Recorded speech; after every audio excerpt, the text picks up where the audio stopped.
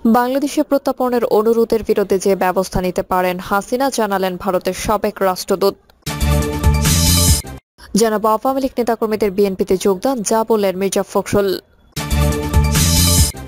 এদিকে তার প্রতি আমার একটি দুর্বলতা আছে বললেন আন্দালিব রহমান পার্থ। এবং সর্বশেষে জানাবো 1 বছরে 2 সরকার বিলম্ব পিছু ছাড়েনি ট্রেনের। এতক্ষণ শুনলেন সংবাদ শিরোনাম, এবারে বিস্তারিত। বাংলাদেশে প্রত্যর্পণের অনুরোধের বিরুদ্ধে যে ব্যবস্থা নিতে পারেন হাসিনা জানালেন ভারতের সাবেক রাষ্ট্রদূত। শেখ হাসিনাকে বাংলাদেশে ফেরত পাঠাতে নয়াদিল্লিকে ভার্বাল নোট দিয়েছে বাংলাদেশের অন্তর্বর্তী সরকার। ভারত এখনো এই বিষয়ে কোনো মন্তব্য করেনি, তবে বাংলাদেশে নিযুক্ত ভারতের সাবেক রাষ্ট্রদূত মহেশ সাচদেব গতকাল সোমবার জানিয়েছেন সাবেক প্রধানমন্ত্রী শেখ হাসিনা বাংলাদেশ সরকারের প্রত্যর্পণ অনুরোধের বিরুদ্ধে আদালতে যেতে পারেন। ভারতীয় সংবাদ সংস্থা ANI কে দেয়া এক বিশেষ সাক্ষাৎকারে মহেশ বলেন, ভারতের প্রত্যর্পণ অনুরোধ যেমন ভাবে বিভিন্ন ইউরোপীয় দেশ বিভিন্ন শর্তে প্রত্যাখ্যান করেছিল, হাসিনাও তেমনি বলতে পারেন। তিনি তার দেশের সরকারকে বিশ্বাস করেন এবং তার প্রতি অবিচার হওয়ার সম্ভাবনা রয়েছে। সাচদেব আরো বলেন, প্রত্যর্পণ চুক্তির রাজনৈতিক বিবেচনায় প্রত্যর্পণের সম্ভাবনা নাকচ করে দেয়। মহেশ সাচদেব বলেন, ভারত ও বাংলাদেশের মধ্যে প্রত্যর্পণ চুক্তিতে বিভিন্ন শর্ত রয়েছে যা রাজনৈতিক বিষয়গুলোর ক্ষেত্রে প্রত্যর্পণ নাকচ করে, তবে অপরাধমূলক বিষয়গুলো রাজনৈতিক বিবেচনা থেকে বাদ দেওয়া হয়েছে। এসব শর্ত ব্যবহার করা যেতে পারে। বাংলাদেশের প্রধানমন্ত্রী শেখ হাসিনা আদালতে গিয়ে বলতে পারেন যে তার প্রতি অন্যায় হওয়ার সম্ভাবনা রয়েছে। তিনি আরো বলেন, ভারত এমন উদাহরণ তুলে ধরতে পারে যে আমরা নিশ্চিত নই যে তিনি ন্যায় বিচার পাবেন কিনা। আপনি মনে রাখবেন, ইউরোপ থেকে ভারতের সন্ত্রাসীদের প্রত্যর্পণ আটকানো হয়েছিল কারণ ভারতীয় বিচার ব্যবস্থা এবং ভারতীয় জেলগুলো ইউরোপের মানের সঙ্গে সংগতিপূর্ণ নয় বলে। সুতরাং এসব বিষয় ঘটতে পারে এবং এটি একটি দীর্ঘ প্রক্রিয়া হতে পারে। ভারত ও বাংলাদেশের মধ্যে বন্দী প্রত্যর্পণ চুক্তি প্রথমে 2013 সালে স্বাক্ষরিত হয় এবং 2016 সালে এটি সংশোধিত হয়। এটি ছিল মূলত দুই দেশের মধ্যে সীমান্ত এলাকায় সন্ত্রাস ও জঙ্গিবাদ মোকাবেলার একটি কৌশলগত পদক্ষেপ। তবে এই দুই দেশের মধ্যে প্রত্যর্পণ চুক্তির রাজনৈতিক প্রকৃতির অপরাধের ক্ষেত্রে প্রত্যর্পণ নাকচ করার অনুমতি দেয়। আপনি মনে রাখবেন, ইউরোপ থেকে ভারতের সন্ত্রাসীদের প্রত্যর্পণ আটকানো হয়েছিল কারণ ভারতীয় বিচার ব্যবস্থা এবং ভারতীয় জেলগুলো ইউরোপের মানের সঙ্গে সংগতিপূর্ণ নয় বলে। সুতরাং এসব বিষয় ঘটতে পারে এবং এটি একটি দীর্ঘ প্রক্রিয়া হতে পারে। ভারত বাংলাদেশের মধ্যে বন্দী প্রত্যর্পণ চুক্তি প্রথমে 2013 সালে স্বাক্ষরিত হয় এবং 2016 সালে এটি সংশোধিত হয়। এটি ছিল দুই দেশের মধ্যে সীমান্ত এলাকায় সন্ত্রাস ও জঙ্গিবাদ মোকাবেলার একটি কৌশলগত পদক্ষেপ। তবে দুই দেশের মধ্যে প্রত্যর্পণ চুক্তির রাজনৈতিক প্রকৃতির অপরাধের ক্ষেত্রে প্রত্যর্পণ নাকচ করার অনুমতি দেয়। মহেশ সাচদেব বলেন, প্রকৃতপক্ষে আজ প্রকাশ্যে উল্লেখ করেছে যে এই বিশেষ অনুরোধের জন্য ভারতকে একটি ভার্বাল নোট দেওয়া হয়েছে, যেখানে বলা হচ্ছে তাকে ন্যায় বিচারের মুখোমুখি করার জন্য বাংলাদেশ প্রয়োজন। তবে সুনির্দিষ্টভাবে কি অভিযোগ রয়েছে তা উল্লেখ করা হয়নি। আমাদের বাংলাদেশের সঙ্গে একটি প্রত্যর্পণ চুক্তি রয়েছে, তার শর্তাবলী প্রযোজ্য হবে বলে আমি মনে করি।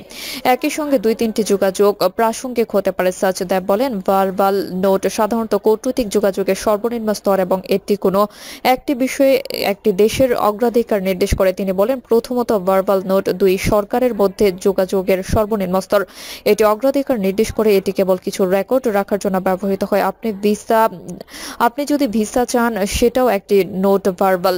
একজন সাধারণ ব্যক্তি যদি সাংস্কৃতিক টুর্নামেন্টে এই ধরনের কোনো কাজে যায়, তার জন্য অপর পক্ষকে নোট ভার্বাল দেওয়া প্রয়োজন যাতে তার যত্ন নেওয়া হয়। যদি গুরুত্ব নির্দেশ করতে হয় তবে আরো উচ্চ স্তরের মেমোয়ার ইত্যাদি থাকতে পারে। বাংলাদেশের রাজনৈতিক অস্থিরতা শেখ হাসিনাকে কেবল বাংলাদেশে নয় ভারত আলোচনার কেন্দ্রবিন্দুতে এনেছে। সাচদেব বলেন, শেখ হাসিনার বিষয়টি এক ধরনের ফ্লিপ ফ্লপ বা উল্টাপাল্টা অবস্থা, কারণ তাকে প্রত্যর্পণের অনুরোধটি যেমন সরকারি তেমনি তার জন্য আশ্রয়ের অনুরোধটিও সরকারি। মহেশ সাচদেব বলেন, আমি মনে করি ভারত এবং বাংলাদেশের কর্তৃপক্ষ এই বিষয়ে যোগাযোগ রাখছে। এমনকি এই মাসের শুরুর দিকে আমাদের পররাষ্ট্র সচিব বাংলাদেশে যাওয়ার আগে থেকেই এবং তারা এই সম্ভাবনাগুলো নিয়ে আলোচনা করেছে। শেখ হাসিনাকে প্রত্যর্পণের বাংলাদেশের দাবি তুলে নতুন কিছু নয়, এটি মাঝে মাঝেই সামনে আনা হয়েছে। বিশেষ করে আগস্টে তিনি দেশ ত্যাগ করার পর থেকে। তিনি আরো বলেন, কিন্তু তারপর তিনি আগস্টে দেশ ত্যাগ করেন এবং ভারতের পক্ষ থেকে বাংলাদেশ সরকারের আনুষ্ঠানিক অনুরোধ তাকে গ্রহণ করা হয়, যেখানে বলা হয়েছিল তিনি যাচ্ছেন, তাকে গ্রহণ করুন। তাই এখানে কিছুটা ফ্লিপ ফ্লপ বা উল্টাপাল্টা বিষয় দেখা যাচ্ছে। আমি মনে করি বাংলাদেশ কর্তৃপক্ষের কিছু লোক হয়তো মনে মনে আশা করবেন যে তাকে দ্রুত প্রত্যর্পণ করা হবে, কারণ এটি বাংলাদেশের রাজনীতিতে নানা বিশৃঙ্খলা সৃষ্টি করতে পারে। তিনি আরো বলেন, শেখ হাসিনা এমন কিছু প্রকাশ করতে পারেন যা বাংলাদেশের সরকারকে বিব্রত করতে পারে। তাই আমি মনে করি দ্বিপক্ষীয় সম্পর্ক প্রভাবিত হবে, কিন্তু এগুলো প্রত্যাশিত পদক্ষেপ। অবশ্যই এটি বাংলাদেশের অভ্যন্তরীণ প্রোপাগান্ডার জন্য ব্যবহৃত হবে। বলা হবে আমরা চেয়েছি কিন্তু তারা এখনো মানেনি। তাই এটি ভারতের বিরুদ্ধে আরেকটি দাগ এবং বাংলাদেশের সমস্যাগুলোকে ভারতের ঘাড়ে চাপানোর আরেকটি চেষ্টা। সাজদেব বলেন, তিনি কতদিন এখানে ভারতে থাকবেন তা নির্ধারণ করা যাবে না। আমি মনে করি তার অনুরোধটি আশ্রয়ের জন্য আশ্রয় সংক্রান্ত অনুরোধগুলো সাধারণত রাজনৈতিক ভিত্তিতে নির্ধারণ করা হয়। এর জন্য কোনো নির্দিষ্ট নিয়ম নেই। আমার জানা মতে এই ধরনের ক্ষেত্রে কোনো বয়সসীমা নেই এবং এটা আগেই জানা গিয়েছিল যে ভারত তাকে অস্থায়ীভাবে আশ্রয় দিয়েছে এবং তাকে সেখান থেকে অন্য কোথাও যাওয়ার পরামর্শ দিয়েছে। তিনি যুক্তরাষ্ট্র, যুক্তরাজ্য এবং অন্যান্য দেশের কাছে অনুরোধ করেছিলেন এবং কেউই তাকে সেই দেশ স্থায়ী হওয়ার অনুমতি দেয়নি। তাই তিনি এখানে থাকায় তাকে বহিষ্কার করা আমাদের জন্য অরাজনৈতিক হবে।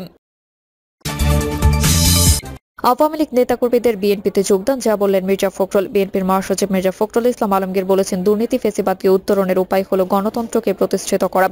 জনগণের যে শাসন, সেই শাসনকে পুনঃপ্রতিষ্ঠিত করা হবে। মির্জা ফখরুল বলেন, জনগণের যে পার্লামেন্ট, জনগণের যে নির্বাচিত পার্লামেন্ট, এছাড়া অন্য কোনো উপায় আছে বলে আমার জানা নেই। বিভিন্ন জেলায় আওয়ামী লীগের নেতাকর্মীরা বিএনপিতে যোগ দিচ্ছে।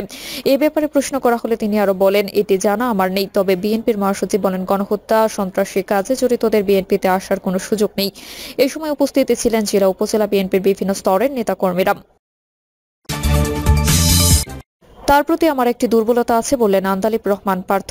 সম্প্রতি একটি সাক্ষাৎকারে ব্যারিস্টার আন্দালিব রহমান পার্থকে বৈষম্য বিরোধী আন্দোলনের সময় তার গ্রেফতার প্রসঙ্গে প্রশ্ন করা হলে তিনি বলেন, কেন বা কিসের জন্য গ্রেফতার করা হয়েছিল তা আমি সঠিকভাবে বলতে পারবো না। যারা গ্রেফতার করেছিল তারাই ভালো বলতে পারবে। আমি তো এর আগেও বহুবার গ্রেফতার হয়েছে। বিপি নুরুল হক নূর সম্পর্কে প্রশ্ন করা হলে পার্থ বলেন, নূর আমার ছোট ভাইয়ের মতো, তার প্রতি আমার একটি দুর্বলতা আছে। আমি চাই সে ভালো করুক। রাজনীতিতে এমন হওয়া উচিত যেখানে বড়রা ছোটদেরকে স্নেহ করবে এবং উৎসাহিত করবে। ব্যারিস্টার পার্থের এই মন্তব্য রাজনীতির ইতিবাচক দৃষ্টিভঙ্গির প্রতিফলন বলে মনে করেছেন বিশ্লেষকরা। এক বছরে সরকার বিলম্ব পিছু ছাড়েনি ট্রেনের। 1971 সালের পর 2024 ইতিহাস সৃষ্টির এক বছরে প্রবল প্রতাপশালী এক সরকারের পতন হয়েছে। এসেছে নতুন সরকার, অথচ কোনো সরকারি ট্রেনের স্বাভাবিক গতি ফিরিয়ে আনতে পারেনি। একবার ট্রেনের টাইম শিডিউল ঠিক হলে কখনো দুর্ঘটনা, কখনো আগুন, কখনো বগি লাইনচ্যুত হওয়া, আবার কখনো আন্দোলন সহ নানা কারণে বিপর্যয় হচ্ছে শিডিউলের। ফলে বরাবরের মতো ভোগান্তিতে পড়েছেন যাত্রীরা। এছাড়া নতুন নতুন ট্রেনের উদ্বোধন এবং রেল লাইন প্রকল্পের কাজ শেষ হওয়ায় মানুষকে যেমন আনন্দ দিয়েছে, তেমনি ট্রেনের ভাড়া বেড়ে যাওয়া, আন্তদেশীয় ট্রেন চলাচল বন্ধ হওয়া মানুষকে কষ্ট দিয়েছে। অন্যদিকে ট্রেনে কাটা পড়ে মৃত্যুর ঘটনা তো আছে। 2024 সালের 7 জানুয়ারি লোক দেখানো নির্বাচনে জিতে 11 জানুয়ারি পঞ্চমবারের মতো প্রধানমন্ত্রী হিসেবে শপথ নেন বাংলাদেশ থেকে পালিয়ে যাওয়া আওয়ামী লীগ সভাপতি শেখ হাসিনা। তিনি 4 আগস্ট পর্যন্ত ক্ষমতায় থাকতে পেরেছিলেন, কিন্তু ছাত্র জনতার গণ অভ্যুত্থানে 5 আগস্ট দেশ থেকে পালিয়ে যান। 8 আগস্ট অন্তর্বর্তীকালীন সরকার গঠিত হয়। প্রধান উপদেষ্টা হিসেবে দায়িত্ব নেন অধ্যাপক ডক্টর মোহাম্মদ ইউনূস। হিসাব করলে দেখা যায় বিদায়ী বছরের প্রথম 6 মাস দেশ চালিয়েছে শেখ হাসিনা এবং শেষ 6 মাস মোহাম্মদ ইউনূসের হাতে রাষ্ট্রীয় ক্ষমতা ন্যস্ত। বছরের শুরুতে অগ্নিকাণ্ডের শিকার হয় বাংলাদেশ রেলওয়ে। নির্বাচনী সহিংসতায় 5 জানুয়ারির রাজধানীর গোপীপাকে বেনাপোল এক্সপ্রেস ট্রেনে আগুন দেয় দুর্বৃত্তরা। আগুনে ট্রেনের মোট 4টি কোচ পড়ে যায়। রাত 9টা 5 মিনিটে খবর পেয়ে ফায়ার সার্ভিসের 8টি ইউনিট ঘটনাস্থলে গিয়ে আগুন নেভাতে শুরু করে। 10টা 20 মিনিটে তারা আগুন নিয়ন্ত্রণে আনে। বছরের শুরুতে অগ্নিকাণ্ডের শিকার হয় বাংলাদেশের রেলওয়ে। নির্বাচনী সহিংসতায় 5 জানুয়ারির রাজধানীর গোপীপাকে বেনাপোল এক্সপ্রেস ট্রেনে আগুন দেয় দুর্বৃত্তরা। আগুনে ট্রেনের মোট 4টি কোচ পড়ে যায়। রাত 9টা 5 মিনিটে খবর পেয়ে ফায়ার সার্ভিসের 8টি ইউনিট ঘটনাস্থলে গিয়ে আগুন নেভাতে শুরু করে। 10টা 20 মিনিটে তারা আগুন নিয়ন্ত্রণে আনে। ওই ঘটনায় 4 জন আগুনে পড়ে নিহত হন এবং পুড়ে অঙ্গার হয়ে যাওয়া তাদের দেহগুলো সেই সময় শনাক্ত করা সম্ভব হয়নি। এছাড়া দগ্ধ ও ধোঁয়ায় অসুস্থ হওয়া 8 যাত্রীকে জাতীয় বার্ন ও প্লাস্টিক সার্জারি ইনস্টিটিউটে চিকিৎসা দেওয়া হয়। দুর্ঘটনার 3.25 ঘণ্টা পর শোক জানান তৎকালীন রেলপথ মন্ত্রী নুরুল ইসলাম সুজন। পরে রেলপথের নিরাপত্তা নিয়ে উদ্বেগ তৈরি হয়। নির্বাচনের আগেও 6 ও 7 জানুয়ারি 32টি ট্রেন চলাচল স্থগিত রাখা হয়। 24 ডিসেম্বর পদ্মা সেতু রেল সংযোগ প্রকল্পের পুরো 172 কিলোমিটার রেলপথে বাণিজ্যিকভাবে চলাচল শুরু করে যাত্রীবাহী ট্রেন। ছবি সংগৃহীত 10 জানুয়ারি ঢাকা চট্টগ্রাম কক্সবাজার ঢাকা রেলপথ বিরতিহীন আন্তনগর ট্রেন পর্যটক এক্সপ্রেস চালু করা হয়। এটি করা হয় কক্সবাজার রুটের দ্বিতীয় ট্রেন দুটি কক্সবাজারে মানুষ ও পর্যটকদের মধ্যে ব্যাপক সাড়া ফেলে, কিন্তু বারবার অ্যাকশন নিয়েও টিকিট কালোবাজারি রোধ করতে পারেনি বাংলাদেশ রেলওয়ে। 11 জানুয়ারি নতুন সরকারের রেলপথ মন্ত্রী হিসেবে শপথ নেন আওয়ামী লীগের সংসদ সদস্য জিল্লুল হাকিম।